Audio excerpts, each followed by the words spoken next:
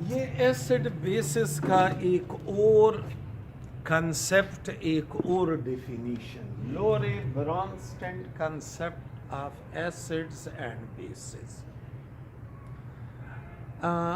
हमने previous lecture में पढ़ा था कि सबसे पहले आर्हीनियस ने सब्सटेंसेस एसिड्स और बेसिस में क्लासीफाई किए। आर्हीनियस के मुताबिक हर वो सब्सटेंस एसिड हैं जो पानी में H प्लस दे दे, और हर वो सब्सटेंस बेस हैं जो पानी में OH माइनस दे दे। लेकिन आर्हीनियस कंसेप्ट की अहमियत बहुत कम है। वजह ये है कि ऐसे सब्सटेंसेस जिनमें अगर H प्लस ना हो लेकिन उसकी खूबियाँ एसिड जैसी हो तो उसे हम एसिड नहीं कह सकते। बिल्कुल इसी तरह ऐसा सब्सटेंस जिसकी खूबियाँ बेस की तरह हो लेकिन वो पानी में OH माइनस न दे तो वो बेस नहीं होगा आर्हीनियस के मुताबिक। पर हकीकत में सब्सटेंसेस एसिड होते हैं, बेसिस होते हैं, अगर उनमें एसिड बेस वाली खूबियाँ हों। दूसरी खामी आर्हीनियस कंसेप्ट की ये है कि आर्हीनियस के मुताबिक सब्सटेंसेस का पता तब चलता है जब उसे पानी में डाला जाए। यानी आर्हीनियस का डिफिनीशन सॉल्वेंट का मोहताज है। जब तक पानी नहीं होगा तब तक पता नहीं चल सकता कि सब्सटेंस एसिड हैं या बेस है। तो आर्हीनियस के बाद दो साइंटिस्ट लोरे और ब्रॉन्स्टेड ने एसिड बेसिस डिफाइन किए।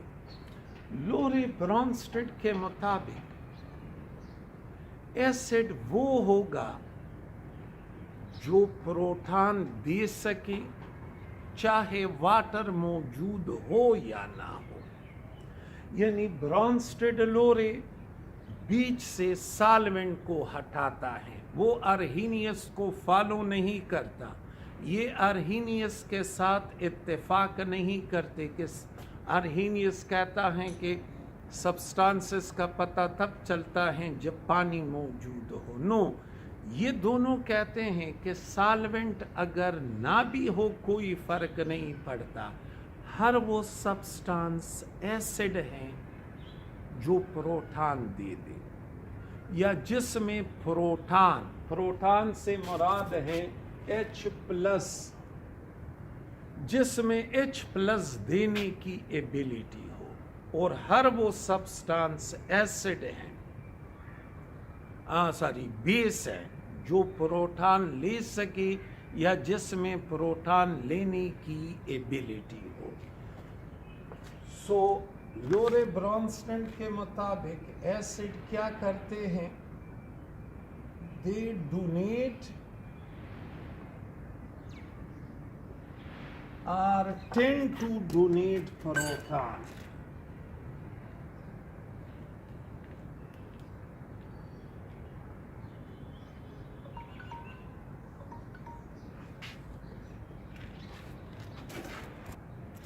इसी तरह बेस जो हैं वो सब्सटेंस होगा जो प्रोटॉन एक्सेप्ट करेगा या जिसमें प्रोटॉन एक्सेप्ट करने की एबिलिटी हो।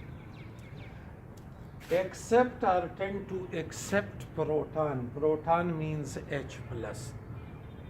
मतलब ये है ब्रॉन्स्टेड लोरे का कि जब एसिड बेस आपस में रिएक्ट करते हैं तो एसिड H प्लस देता है, बेस H प्लस को ले लेता है। देखो HCl और वाटर, ये H प्लस देता है जबकि ये वाटर H प्लस एक्सेप्ट करता है। तो यहाँ से H प्लस को हटाएं और इसके साथ ऐड करें, ये U बन जाएगा Cl माइनस और H3O प्लस। तो ये एसिड हुआ जबकि ये बेस हो। अच्छा, कंसिडर अनदर एग्जाम्पल, H2O और NH3।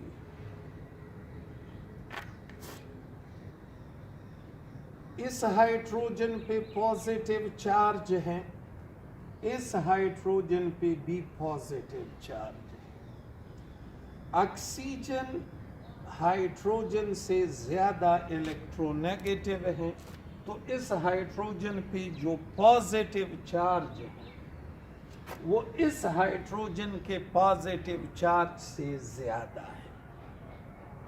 नतीजा क्या निकलेगा, मेरी बात फिर से सुने। ऑक्सीजन ज्यादा इलेक्ट्रोनेगेटिव है, वो हाइड्रोजन से इलेक्ट्रॉन खींचेगा तो हाइड्रोजन के ऊपर पॉजिटिव चार्ज आएगा। बिल्कुल इसी तरह ये नाइट्रोजन इस हाइड्रोजन से ज्यादा इलेक्ट्रोनेगेटिव है, तो ये इस हाइड्रोजन से इलेक्ट्रॉन खींचेगा, हाइड्रोजन के ऊपर पॉजिटिव चार्ज। लेकिन ये वाला पॉजिटिव चार्ज इस हाइड्रोजन के पॉजिटिव चार्ज से ज्यादा है, तो ये H प्लस लॉस करेगा, ये H प्लस गेन करेगा, और यूं ये अमल होगा। इसने H प्लस लॉस किया तो ये OH माइनस बना, और इसने H प्लस एक्सेप्ट किया तो ये NH4 प्लस बना। यहाँ पे ये एसिड है क्योंकि ये H प्लस लॉस करता है, जबकि ये बेस है। ओके, जरा आप इस ऊपर वाले रिएक्शन को देखें और इस नीचे वाले रिएक्शन को देखें। इस रिएक्शन में water as a base act कर रहा है, प्रोटॉन एक्सेप्ट कर रहा है। यहाँ पे water as an acid act कर रहा है, प्रोटॉन डोनेट कर रहा है। तो एक ऐसा सब्सटेंस जो एसिड और बेस दोनों की तरह बिहेव करे, उस सब्सटेंस को एम्फोटेरिक सब्सटेंस कहते हैं।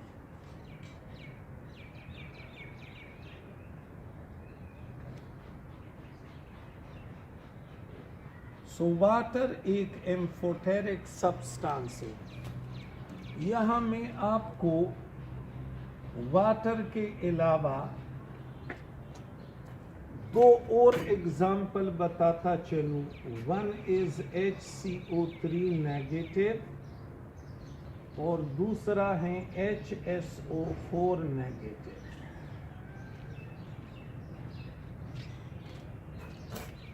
HCO3 नेगेटिव को देखें और HSO4 नेगेटिव को देखें।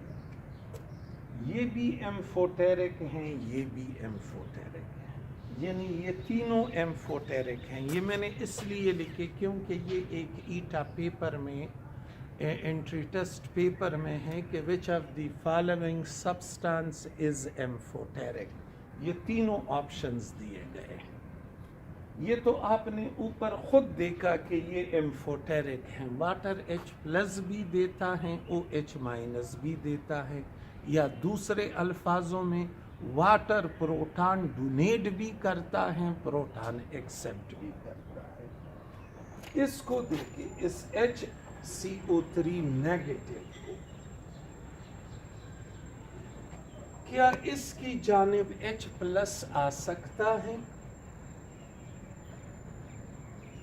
बिल्कुल, because it is negatively charge, it is positively charge, तो ये H प्लस इसके करीब जा सकता है। H प्लस का मतलब है प्रोटॉन, तो जो सब्सटेंस प्रोटॉन को एक्सेप्ट करेगा it will be called a base.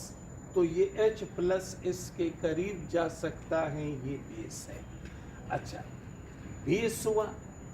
क्या इसमें H प्लस है भी? बिल्कुल, इसमें H प्लस है भी, यानी ये H प्लस लाज भी कर सकता है। तो ये H प्लस एड भी कर सकता है और ख़ुद भी इसमें H+ मौजूद हैं, ये लाज भी कर सकता है।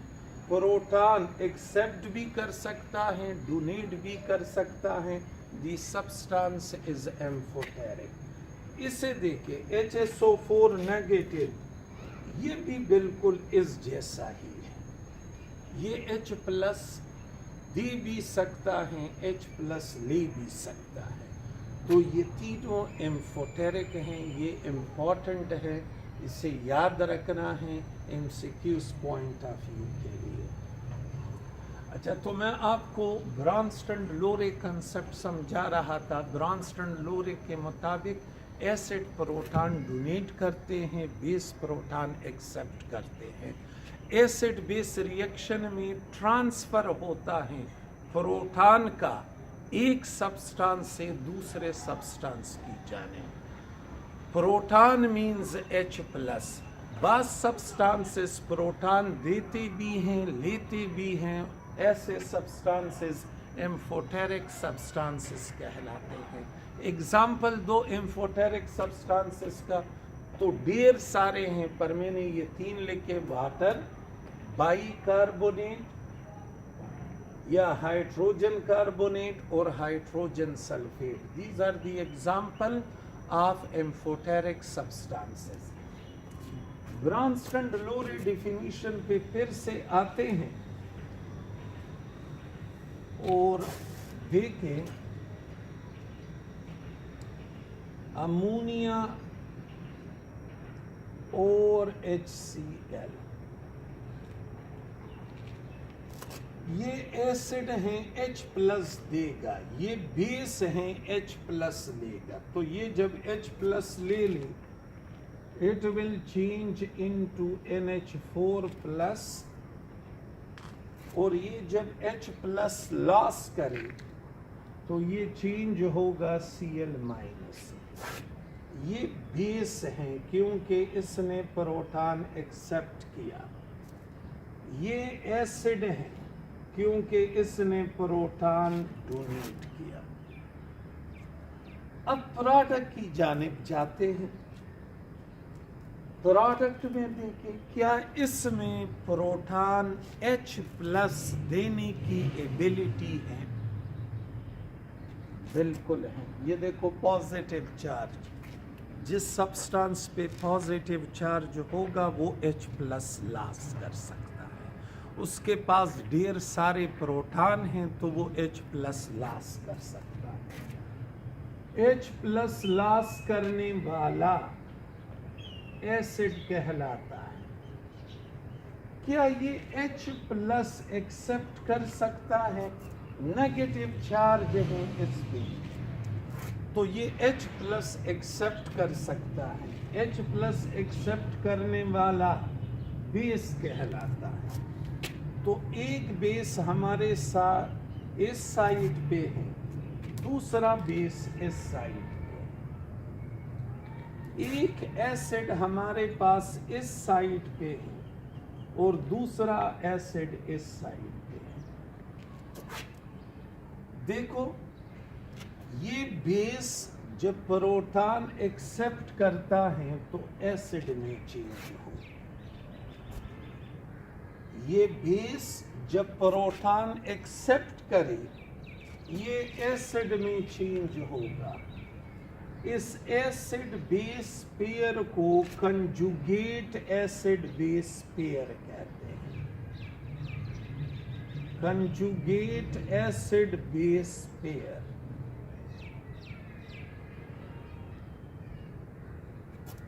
अच्छा, ये एसिड है। मैं किस बेस पे कह रहा हूं? बिकॉज ये H+ लॉस करता है। जब इससे H+ निकल जाए तो ये Cl- में चेंज होगा, और ये Cl- बेस है, तो ये भी कंजुगेट एसिड बेस पेयर हुआ। मतलब इसका ये है कि एसिड जब प्रोटॉन लॉस करता है बेस बन जाता है, और बेस जब प्रोटॉन एक्सेप्ट करता है तो एसिड बन जाता है। और ये दोनों कहलाते हैं conjugate acid base pair. Conjugate acid base pair एक दूसरे से मुख्तलिफ होते हैं बाई अ प्रोटॉन। यानी इसमें और इसमें कितना फर्क है, एक प्रोटॉन का फर्क है, एक H प्लस का फर्क है। कोई भी कंजुगेट एसिड बेस पेयर हो उसमें एक H प्लस का फर्क होगा। देखो इसे देखें, ये एसिड और ये इसका कंजुगेट बेस, तो इन दोनों में कितना फर्क है, एक प्रोटॉन का फर्क है। तो एसिड बेस रिएक्शन में जब एक सब्सटेंस प्रोटॉन डोनेट करे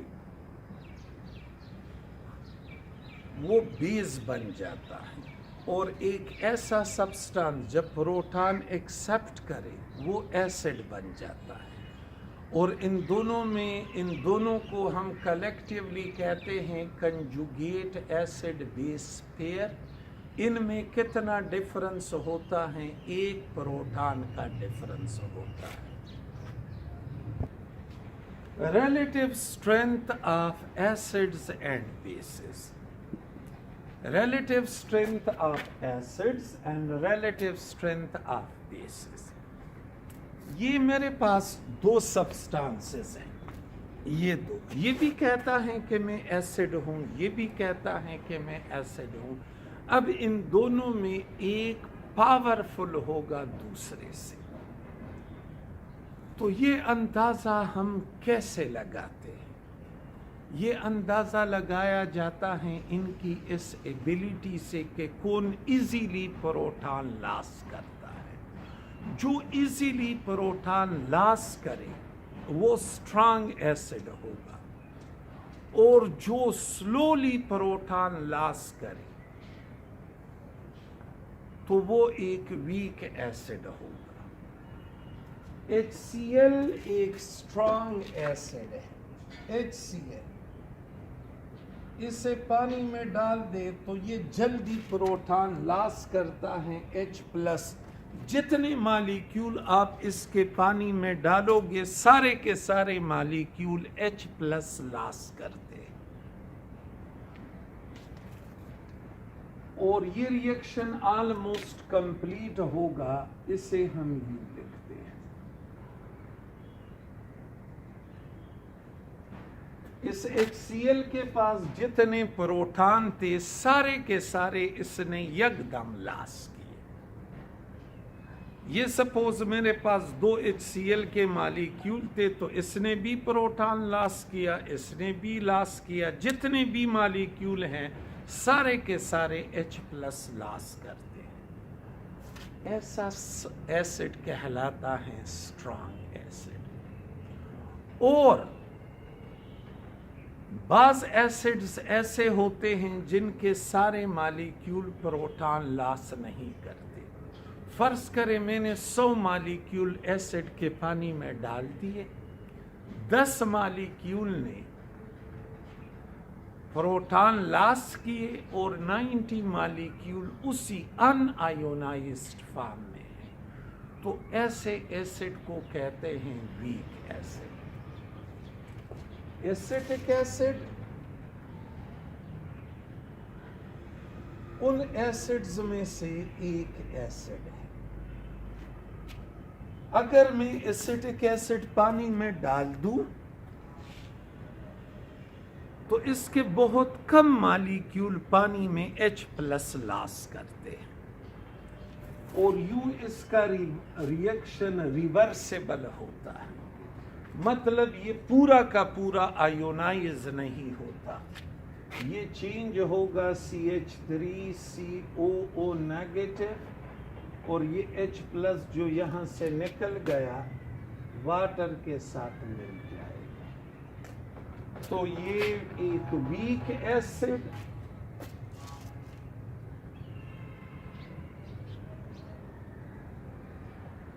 जबकि ये एक HCl एक स्ट्रांग एसिड है।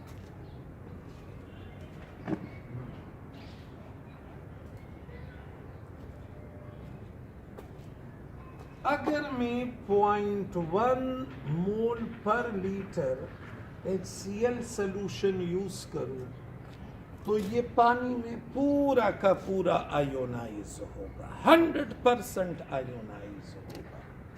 और अगर मैं 0.1 मोलर एसिटिक एसिड यूज करूं तो इसका सिर्फ 1% ही आयोनाइज होगा। यानी अगर इसके 1000 मालिक्यूल हो तो सिर्फ 10 मालिक्यूल H प्लस लॉस करते।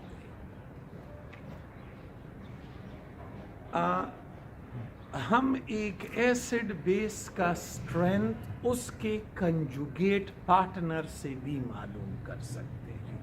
अगर एसिड स्ट्रांग है तो उसका जो कंजुगेट बेस होगा इट विल बी वीक। जैसे ये एक स्ट्रांग एसिड है तो इसका ये कंजुगेट बेस वीक होगा, मतलब इसमें प्रोटॉन लेने की अहलियत कम होगी। और अगर एसिड एक वीक एसिड है तो इसका ये कंजुगेट बेस स्ट्रांग होगा। मुख्तलिफ एसिड्स के लिए स्ट्रेंथ को, उसके आयोनाइजेशन को एक्सपेरिमेंटली मालूम किया जाता है एक टेक्निक की मदद से जिसे कंडक्टोमीट्री कहते हैं।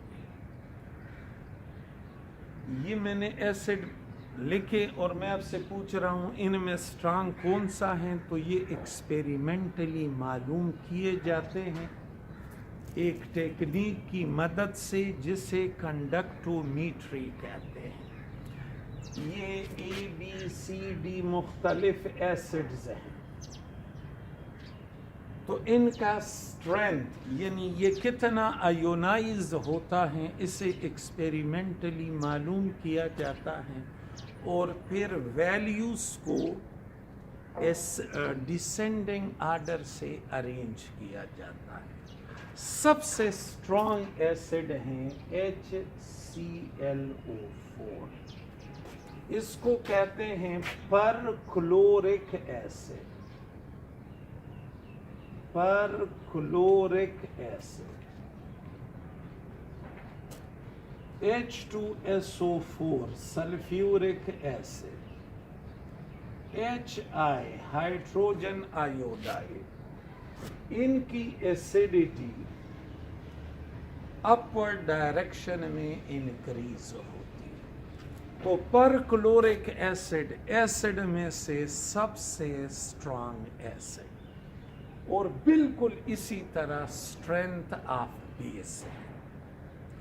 जो बेस इजीली प्रोटॉन ले ले वो स्ट्रांग बेस होगा और जो प्रोटॉन लेने में हिचकिचाहट का शिकार हो तो वो एक वीक बेस होगा।